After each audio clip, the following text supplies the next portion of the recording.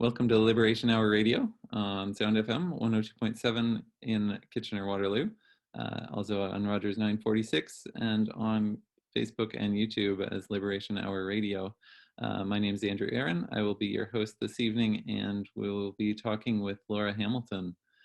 Laura Hamilton is a member of the Kitchener Food Not Bombs Collective for 17 years. Food Not Bombs recovers food that would otherwise be discarded and prepares and shares vegan meals for everyone as a way of protesting war, poverty, and food insecurity. Food Not Bombs can be found outside of Kitchener City Hall every Saturday. Laura has also been working for several years to establish the Community Kitchen Co-operative of Kitchener-Waterloo. She's the co-founder of Divest Waterloo, which works in solidarity with Indigenous land defenders to create awareness and action on climate through fossil fuel divestment campaigns, partners with other environmental and justice groups to put on numerous events, often involving food, and helps put on climate strikes in Waterloo Region.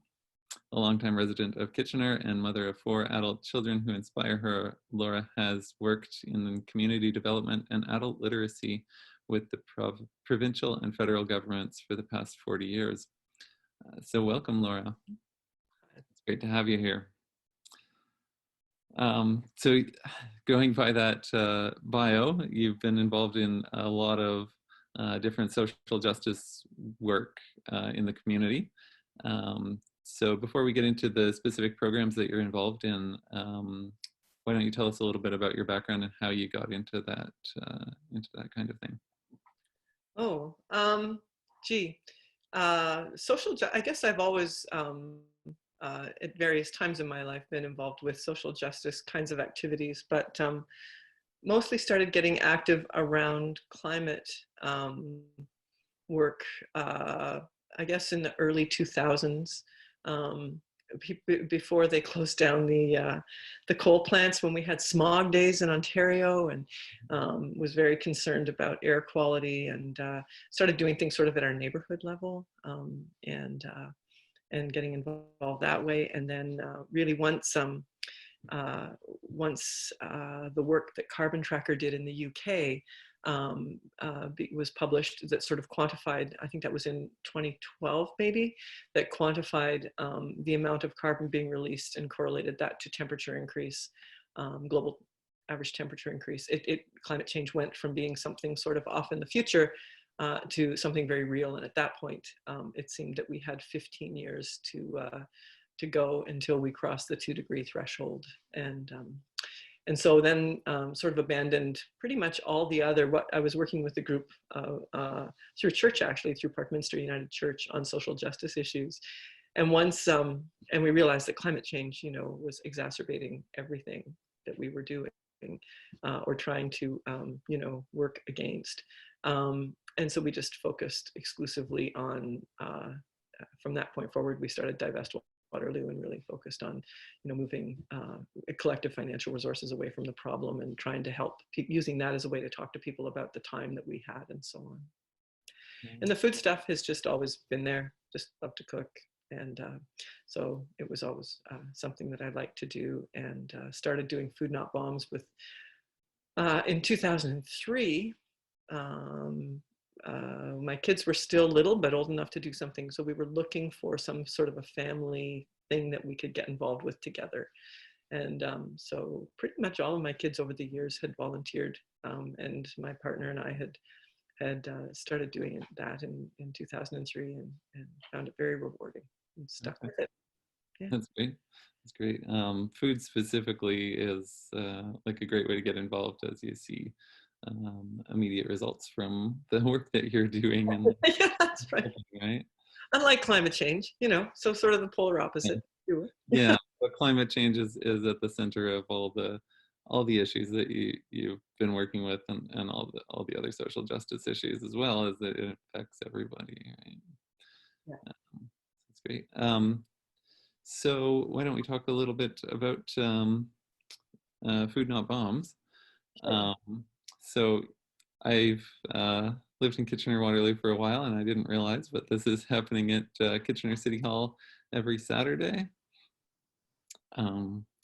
And are you out there then yourself every Saturday? Well, I don't participate in serving every Saturday. So Food Not Bombs, it's an international movement, and so our chapter here started in 1997, and I think I was trying to remember. I think it was started in the first group was in 1980. It goes back to then in Massachusetts, and they were some anti-nuclear activists who were trying to anyway, I think they were trying to raise some money to pay for some legal bills, and they thought this idea of it's presenting it as public theater to raise awareness and attention. So yeah, so Food Not Bombs, what we do is operationally, we gather food that would be otherwise thrown out. And typically we, before the pandemic, we would do that Saturday mornings. We would pick up food from Central Fresh and from Full Circle Foods, and then we gather in the Working Center's kitchen, Marita's kitchen, inside the Working Center building, and people gather and cook, and then we would get to Kitchener City Hall around 1:30 and serve food, with tables set up with, burners and so on, and actually serve a meal in bowls. For people to share, and we would have usually a few big pots of stew, always vegan, and some desserts. We would make lots of yummy desserts with fruit that would be donated as well.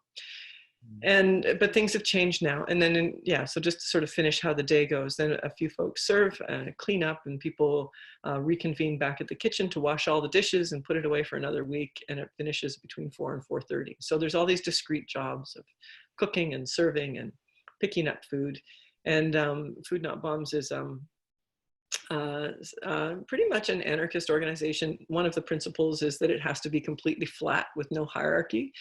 So we have an online spreadsheet, and people just sign up for the jobs that they can do on any given week. And so and all decision making is by consensus, and every chapter around the world is autonomous. There's just a few sort of principles that every chapter has to follow. But so that's how our Saturdays have gone in the past. And so some weeks I'll drive, and some weeks I'll cook, and some weeks, if it's fully staffed, we don't do anything. But it's a beautiful way to volunteer for folks, because it's sort of just-in-time volunteering, Right. And how many volunteers does it take then to put on a meal? Well, we've had to pare it down now. I was trying to do the math. Hundreds of people have volunteered since I've been involved over the years. Some people will, a lot of students, WPIRG on campus, Waterloo Public Research Interest Group, or Public Interest Research Group. They were our sponsor for many years, and now LSPIRG, Laurier Student PIRG, is a sponsor.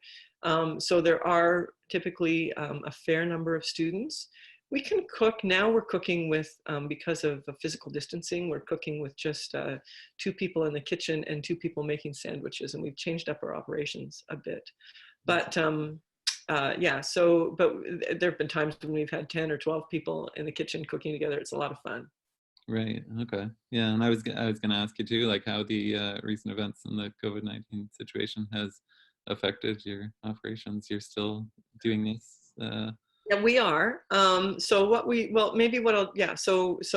now what we're doing is all of the region's food distribution through shelters and other services that are provided for unsheltered or folks living precariously. All of that is now being coordinated through the food bank, but we've never been part of the food bank. They do great work, but we've not been part of that system.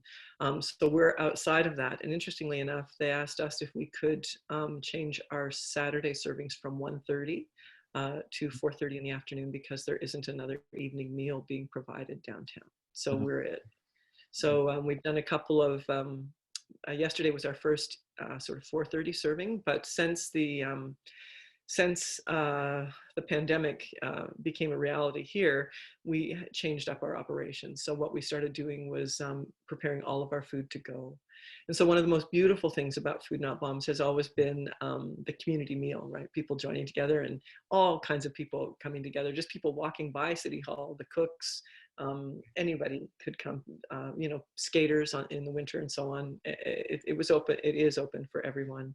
And that's one of the principles globally of Food Not Bombs, right? You serve to everyone, anyone, sober or straight, doesn't matter. We don't discriminate in any way. And now there really isn't a community meal because we don't want people gathering, right? So what we do is we set it up outside. Everything is packaged up to go. So we also pick up bread from Green Harvest Bakery and buns and pretzels and all that great stuff. And that's all packaged up. And we're also doing bag lunches. And then the soups and stews that we make are, are packaged with lids. We cook them and cool them and package them, and then people can just take them to go. So everything is to go. And people have been great in terms of social or physical distancing at the servings. We're asking people to stand back and to only go up one at a time. There's plenty of food, so they can all take as much as they want. And it's been working out really well. Great. And you mentioned earlier too that it's always vegan food that you have there. Yeah. Has it always been that way? And is it that way That's for the all the... principles. Yeah, that's how Food Not Bombs. So there's three things, right? One is that the food has to be vegan, and it's because it's nonviolence, right? I mean, what we're trying to protest really is the fact that so much money, well, just that there's so much violence. So it's kind of a rejection of using violence to solve problems, which is a rejection of military responses, and so it's also the violence of war, the violence of poverty. Violence against animals, right, and life on Earth, the way we live, and so that's why. So across the world, if you want to call yourself a Food Not Bombs or be part of that collective, it has to be vegan food. It has to be a consensus, you know, no hierarchy, a flat organization, and that it's really that it's dedicated to social change. So we support other social change movements. And yeah, and we serve public. They all have to serve public in some kind of public place. So we are a bit extraordinary in that most Food Not Bombs aren't working out of commercial kitchens. And so we're very fortunate that the Working Center has given us that, which has meant that the city of Kitchener has been great about having us serve in Kitchener City Hall. Because a lot of Food Not Bombs collectives cook in people's homes, which would be probably contravening, you know, public health. And so they kind of pop up and serve food somewhere and then maybe pop up somewhere else another day. So we have, our operation here is kind of extraordinary because we have had access to commercial kitchens. We changed kitchens now because the Working Center is closed during this time. And we're actually cooking at St. John's the Evangelist Church, which is right next to City Hall. So it's spectacularly convenient. So yeah, and it just makes it easier too. It's, you know, we pretty well, everybody who's part of Food Not Bombs appreciates the nonviolent and you know, violence against animals and wants to serve vegan food. It also is, from a public health perspective, there's just much less that can go wrong, you know, so that's good too. Yeah, that's fantastic. And I'm surprised that all the collectives across the world for Food Not Bombs would make that connection with violence against animals as far back as it started as well. Yeah, so that's fantastic. It is. So how can people get involved with that if you're looking for volunteers or anything like that? Oh, well, Facebook, we're a Facebook group. So I think it's Kitchener Food Not Bombs.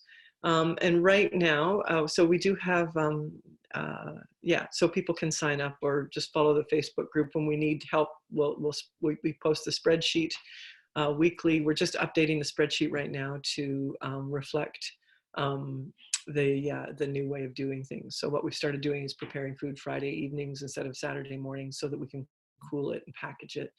And we're also doing, you know, as I said, bag lunches and things that we haven't done typically in the past. So we're changing it up. And the last 3 weeks, it's been evolving every week. So probably in another week or two, it will stabilize. But a couple of things people can do. Stop recycling plastic containers like yogurt containers, those kinds of things, 500 mil and 750 mils. We love it if you could save those for us and bring them to a serving sometime. Or during the pandemic, tell us on Facebook if you have them and we'll figure out how to get them. Because yesterday, for example, we probably did 70 to-go meals, right? So normally we use bowls and wash them and use them again the next week, and now we're sending food out, and so we need a lot of containers. And also plastic bags, the things we love to hate. Right. Those, or to-go or carry bags, so people can take things when they come, because they don't always have bags to take stuff. Right, right. So we can reuse those again, Yes. since they're already in existence. It's so plentiful. I know, as much as we don't like them, we need them right now. So Yeah, yeah, exactly. And all the food you get is, you mentioned from Central Fresh and Full Circle. Is that still happening? yeah, they're great, and they've accommodated us with a Friday evening pickup. So that's very helpful. Mm. And so that's kind of some of the fun of it too, right? We collect the food, and then we kind of stand around and look at what we've got for the week, and in a few very short minutes, we figure out what we can make with it. We have a few standard ingredients that we can augment with, but usually we come up with a couple of different kinds of stew, Yeah, vegetable stews. Yeah. that sounds amazing. And that's food that would otherwise normally be thrown out. Yeah, so really what we're saying is, there's plenty of food to go around. We waste so much food because of how it's raised and shipped all over the world and distributed. And so that really, it's not about the amount of food that's available, it's just how that food is shared and who has access to it, and the systems and structures that perpetuate violence, toward those who have the least among us. And so, we have material. For example, we have a literature table with information that about Canadian military spending, for example, in comparison to social programs and so on. So people are aware of what's happening here. And then over the years, actually, the Climate Vegans have supplied us with all kinds of great literature too that we've shared at the information table about vegan diets and plant-based diets and so on. Awesome. Yeah. Awesome. Okay. Well, we're going to take a short break. If you're watching this on video, you'll see some pictures from the Food Not Bombs that we've talked about, and information on how to get in touch with them. And we will be back shortly with more, and we'll talk more about the community kitchen and about Divest Waterloo. All we are saying is give peace a chance. We're back with Liberation Hour Radio, 102.7 in Kitchener-Waterloo, also on Rogers 946, and on Facebook and YouTube as Liberation Hour Radio. We're back talking with Laura Hamilton, and it's, thank you so much for being with us again. We just saw some pictures from the Food Not Bombs work that you're doing here in Kitchener-Waterloo. And again, that's a program that serves food outside of City Hall every Saturday. And it all looks like amazing food. It's all vegan, and it's food that comes that is otherwise discarded. So it sounds like a great program. How many chapters are there across the world of Food Not Bombs? Do you know? The last time I looked on there's sort of like an international website. I think there's over 1,000 active. It's fun. And even yesterday, someone came to the serving who said they had done Food Not Bombs in Vancouver. People show up at servings all the time and tell us where in the world they've done Food Not Bombs or attended a serving or whatever. And so yeah, and Food Not Bombs also will cook for like-minded organizations and protests. We used to do when the WPIRG would have their annual kind of conference, and so on at the university, we'd bring in food for that too. So we provide food for other events as well. Okay, that's amazing. And do you have any tips for how you make the food and sort the food? Yeah, it's kind of fun. So, so we, depending on how much we get, of course, the process goes something like this. We look in all the boxes and see what we've got, and the stuff that's really, really awful, you know, that's just far too far gone, gets composted right away, or we into our compost bin. And then the stuff that's kind of sad, we cook with, and then the food that is kind of just like the stuff that's at the end of at the end of the week in your fridge. You know, it's just um, that what we do is we repurpose that and distribute that at the serving. So some people just come to grab, a head of broccoli or some celery or whatever we have. So the nicest stuff is there for distribution, and the sad stuff we cook with. And what we've done over the years is kind of go in two different directions. We'll make a big pot of some kind of curry stew that usually involves potatoes. And what we do is as soon as we get into the kitchen, we start two big pots of onions, chopped onions, and a big pot of water, because by the time we do the food sorting, it's about 11:45 when we start, and we're making lunch for around 70 people, and we need to be finished by about 1:15. So it's like a military operation, but not really like a military operation. Right. Sounds like you've got it down to a science. So, Yeah. So yeah. yeah, start the onions while we figure out what we're going to do with everything else. And Full Circle is marvelous, and so is Central Fresh Foods, right? Central Fresh pretty much always make sure that we have some onions and potatoes so that we can always make something. So yeah, so one will go in the direction of a curry, and potatoes. We can use potatoes and sweet potatoes, all different kinds of vegetables in that. But usually it just starts with onions and ginger, and then season the onions and ginger, and then start adding, potatoes. Sometimes if we have enough folks volunteering, we'll chop and roast the potatoes first. That makes a great curry. And then just keep adding, water from the big pot of boiling water until the texture's good. And as I said, whatever vegetables you want to add into the curry. Sometimes we'll throw in chickpeas. Sometimes we get food that's donated from the food banks on campus that's expired, but it's perfectly good food, canned food, so we'll use those. And then the other soup will often be, it really depends on the vegetables we have donated, but if we have any kind of tomato base, again, donated from the campus food bank, then what we do is go with onions and garlic, and then adding, whatever vegetables we have that might go in some kind of a Mediterranean kind of stew, and with tomatoes and those kinds of seasonings, oregano and thyme and basil and whatever else we can get our hands on. And yeah, and so that, and same trick, adding the onions and garlic and seasoning first, then adding vegetables and small pots of water until the sort of stew cooks over the course of the hour. So it goes pretty quickly. And then in terms of desserts, the number one fast and easy vegan dessert that we make is whatever fruit gets donated, we turn into a crisp. And so often we get apples, which is good. Most people are familiar with apple crisp, and that's just, we do a Food Not Bombs version of that too. So because we're in such a hurry, we will, everybody will slice the apples, and then we plunge them into boiling water to get them cooking a little bit, just a little bit of water, and kind of more steam them, and then put a topping of just vegetable oil and brown sugar and oats on top, maybe a bit of cinnamon with the apples, and bake those. And they can bake very quickly, maybe 15 or 20 minutes, because the apples are already cooked.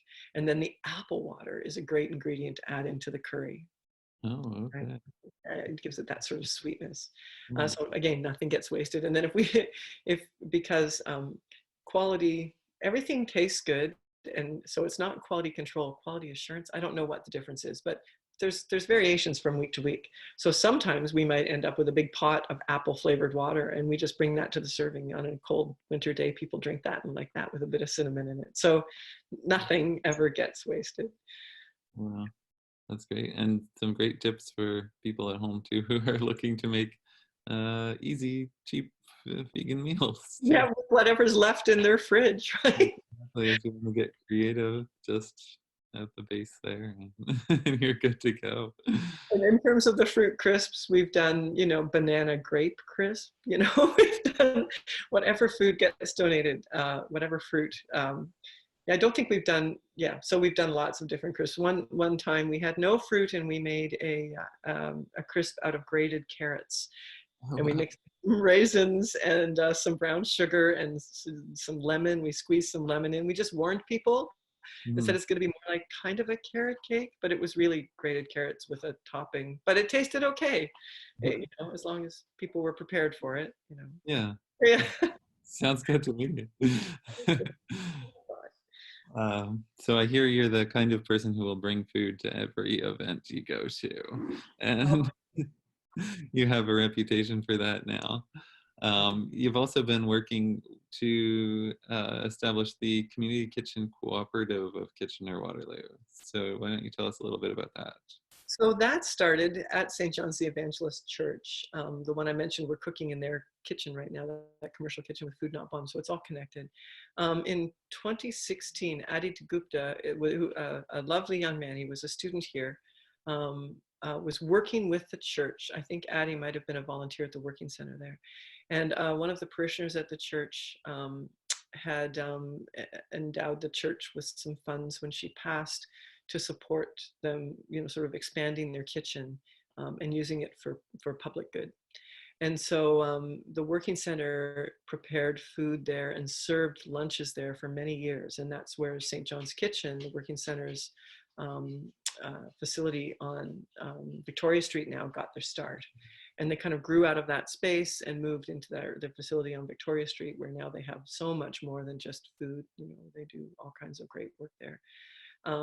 And the kitchen was not being used except for, you know, by the church. And so at that point, and I don't know when that happened, but I know in 2016 they started working on turning it into a co-op. And they invited Food Not Bombs to join that co-op. And that's how I got involved. So we formed a board of directors. So there are some folks from the church on the board, but it is an independent organization. And there's a couple of us from Food Not Bombs that are actually on the board of the co-op. Yeah, and it exists to do a number of things. We really are trying to support people who would not otherwise have access to a commercial kitchen, but who would want to start food businesses. We're not quite there yet. Turns out there's an awful lot involved in terms of liability and the way the corporation is structured. The nonprofit co-op is structured to support what we're calling producer members, but we're very close to that. And we're hoping to get that sorted out in the next 6 months or so. We did get a grant through the McConnell Foundation, an InnoWeave grant, and worked with a local co-op guru, Sean Campbell, who worked with us for about 6 months on our structure. So we've got an awful lot of the groundwork done, and we're hoping to get some more funding. It's readiness for investment funding, I think, through the Community Foundation to sort out sort of the final legal questions around producer members. So far, we have been working really with, on the community development side of the co-op, which is to host community meals. They're different than Food Not Bombs in that they are, you know, large community dinners typically, where all are welcome. And we have volunteers cook the food. And that food isn't donated. We purchase that food, and then folks make donations to typically cover the cost of all that. And so we have a bunch of volunteers cook food in a commercial kitchen. And then we have a big public meal. And so we've done a few of those. Some have been themed to welcome newcomers, and that's great. So a lot of people or organizations who sponsored newcomer families would come with the families that they sponsored. We did those earlier, really in response to the wave of Syrian refugees that came into our community, and they were really great, great experiences. Like, you know, the first one we did, we had 100, I think we had 100 people register through Eventbrite to attend, even though it was free. We wanted to get a sense of the numbers. So we cooked for 150, and then I think like 220 people showed up. So but fortunately we could make it, it all worked out in the end, Yeah. and we had a lot of fun. And that all that food was prepared by some women who were at the time recently settled refugees, Mhm. and we worked with them and interpreters to get all the ingredients that they wanted, and they spent the day preparing. It was a huge gift that they gave to this community. And then after that, we asked them if they would teach folks how to make that food, which they did. And then that became an opportunity for the community to thank them. And we had folks pay to attend those lessons. And so that's one of the things we're hoping to accomplish with the co-op, is that it can be a source of income. Um, Maybe not a primary source of income, but that the folks who wouldn't otherwise have access to generating that kind of income can do that. Right. Yeah. Right. So what are some other, do you have like other examples in mind of groups that would benefit from this community kitchen? Oh, the co-op, well, some of our cooking classes. So we did a cooking class on, oh, that's my dog jumping up on the couch. Sorry about that.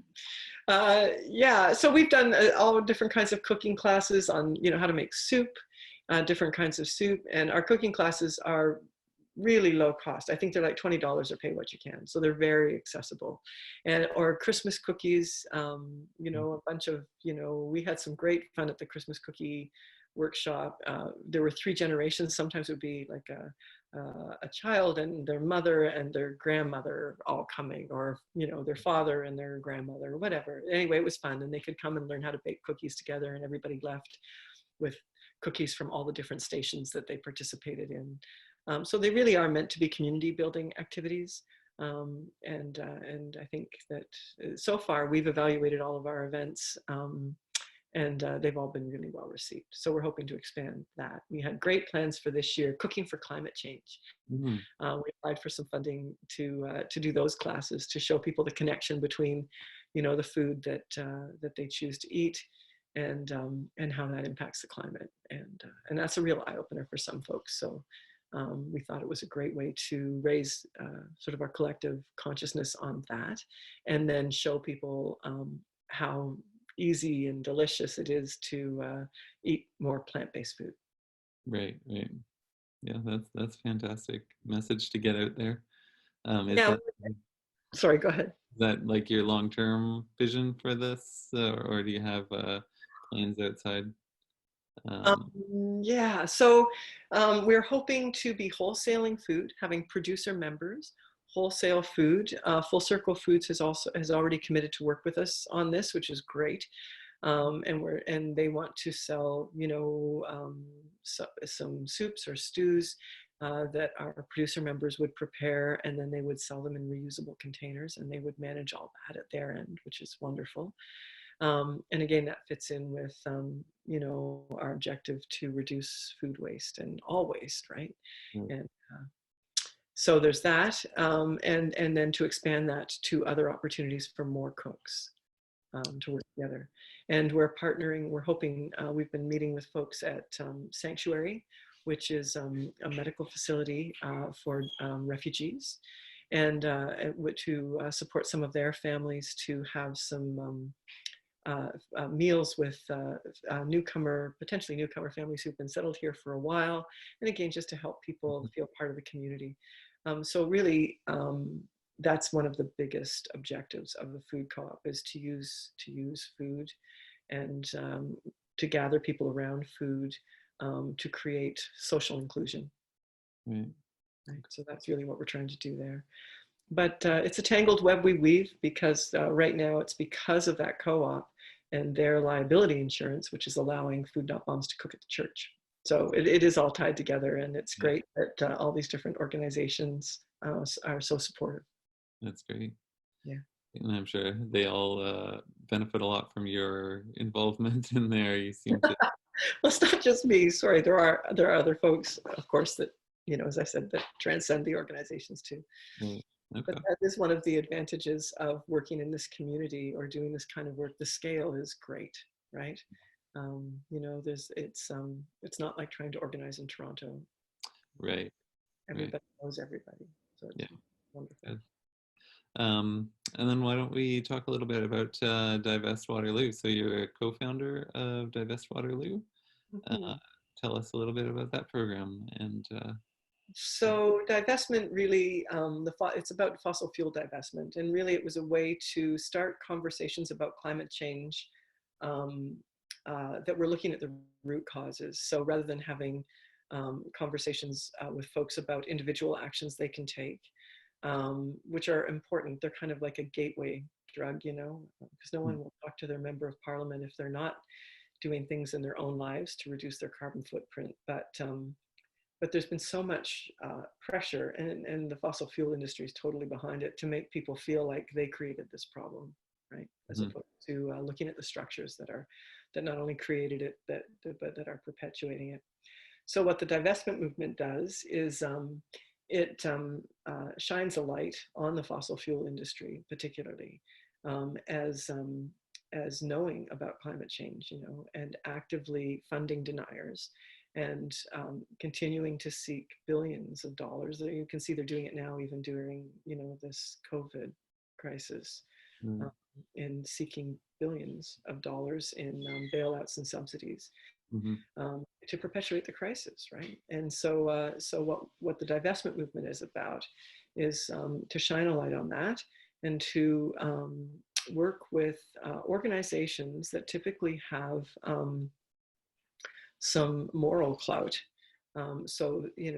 Universities, faith communities, public institutions, art galleries, museums, foundations, to have them publicly make a public statement about why they're divesting from fossil fuels.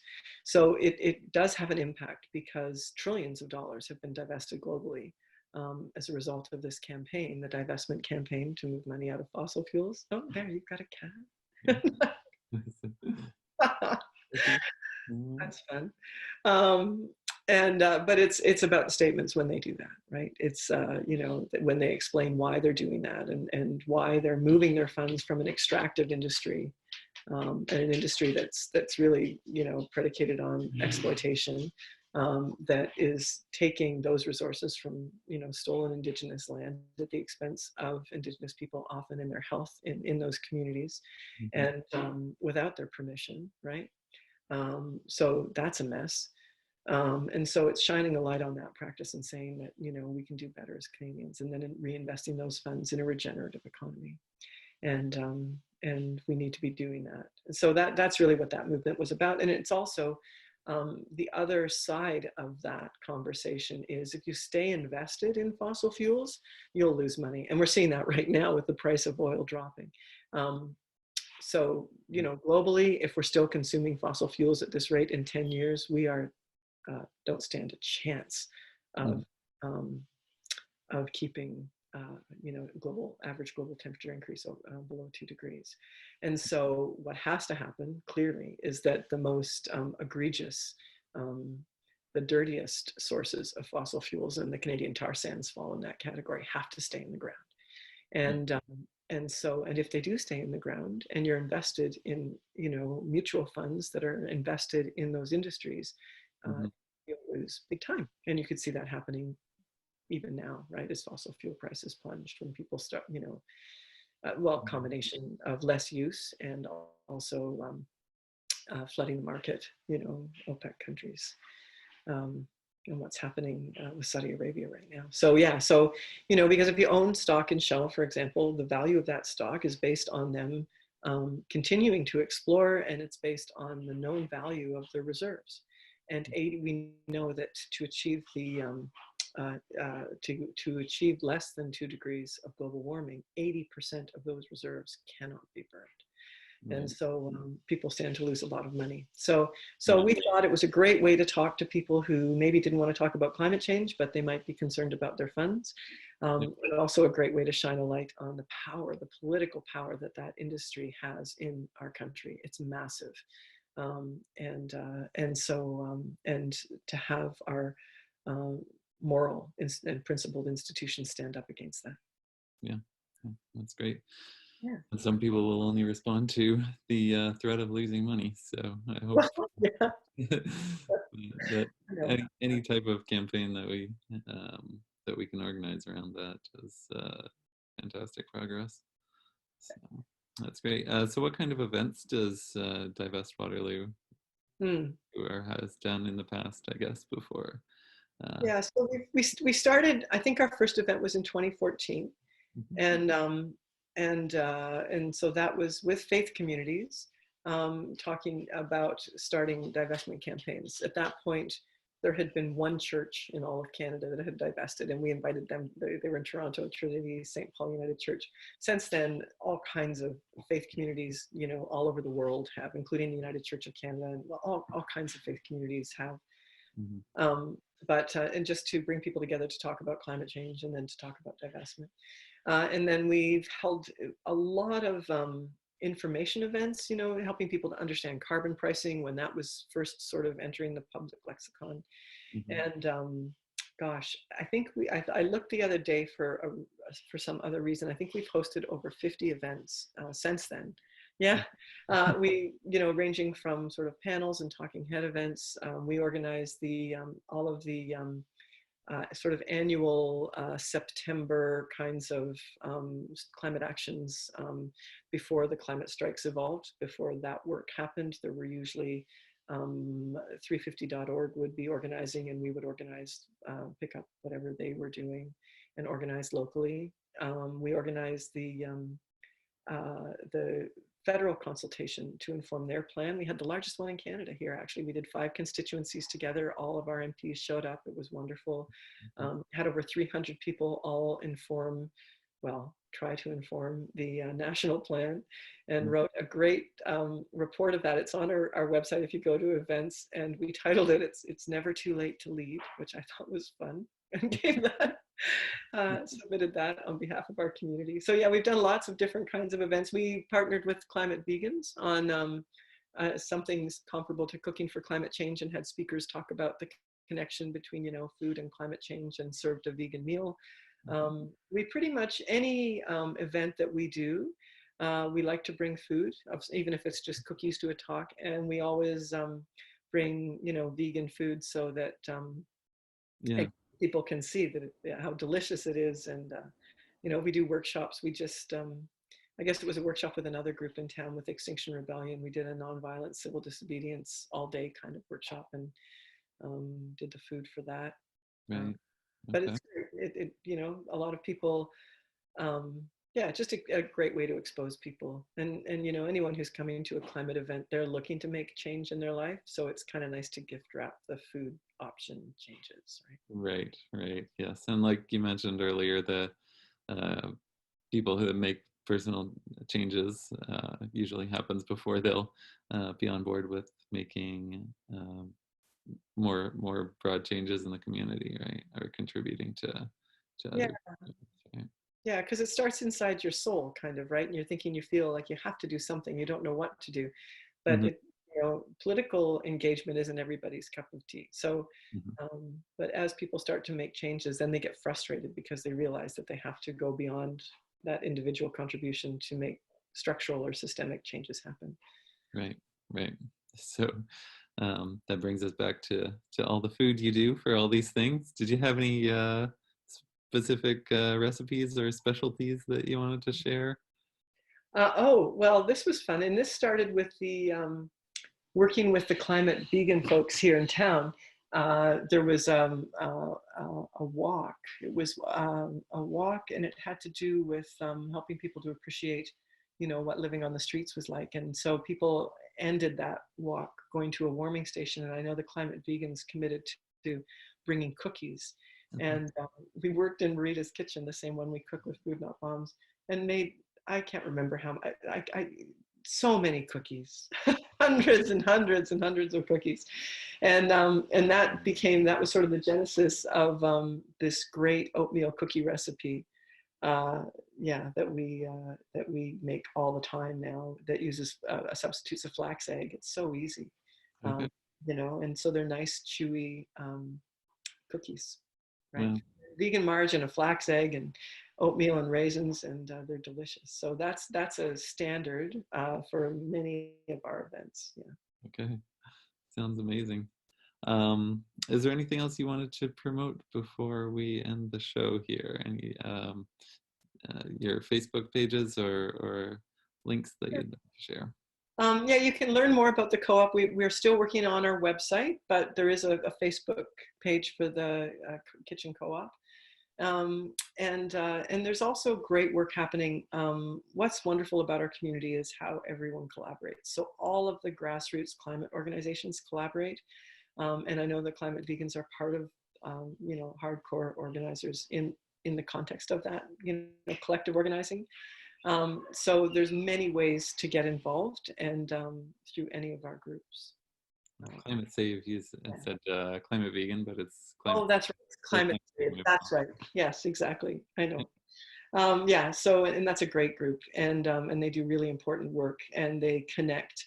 They connect the Animal Save movement, right, with saving the planet and all life on Earth, and those are really important connections to make. Yeah.